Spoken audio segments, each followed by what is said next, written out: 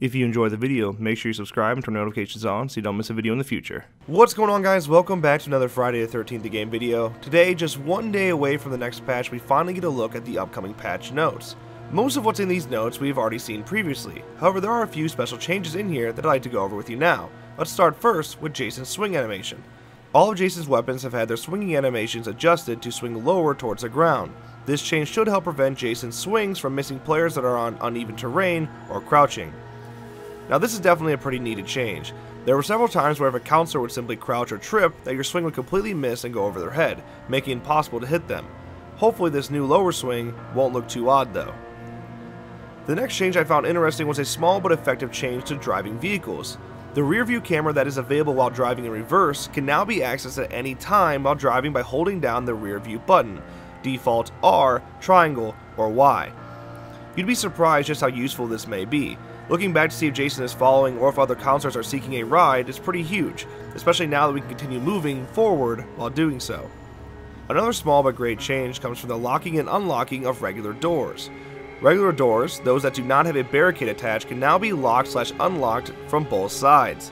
I'm sure we've all seen the trolls that find a part and lock it within a room that can only be accessed through a single locked door. Once that door is locked, the only way to get in is if Jason knocks it down. This issue is most common at Packanack Lodge, where there is a small cabin with only a door and a window that can be accessed from the inside. This change will fix any issues that people are having with such circumstances.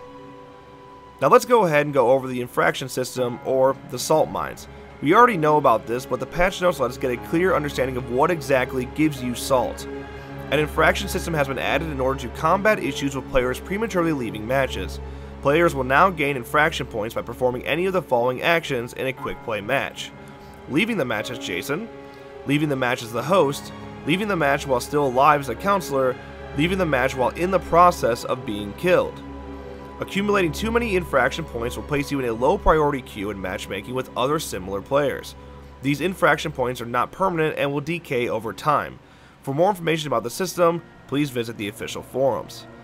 So hopefully this new infraction system will bring down the amount of people leaving games when they aren't Jason or leaving before Jason can activate a kill. Also, until we get dedicated servers on consoles, this should help alleviate some of the host issues. For Jason killers out there, especially those grinding for XP, good news, you will no longer lose that XP if the Jason leaves before the animation is over.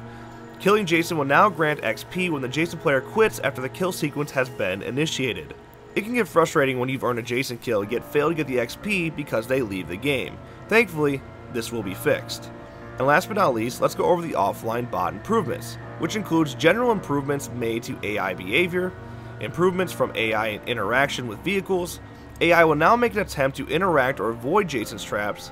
AI will now be able to place bear traps. AI will now turn on radios as a distraction. The difficulty setting in offline bots will now affect the bots in the following ways: ranged accuracy, weapon pickup preferences, item location awareness, starting items, and preset perks.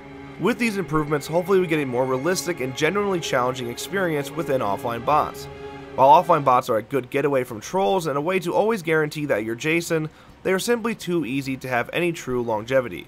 With a little more challenge within offline bots, we may start seeing more improvements to players' Jason skills when coming to multiplayer. Those are pretty much the changes that I found the most interesting within the patch notes. However, there are a lot of notes there, so go ahead and let us know in the comments below what you're most excited to see change within the next patch. But that's going to wrap today's video. If you enjoyed, make sure you drop a like and subscribe to our channel for more videos like this one. And of course, as always, thank you guys so much for watching, and we'll see you next time.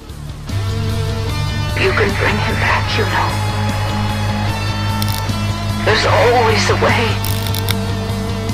Bring my baby back.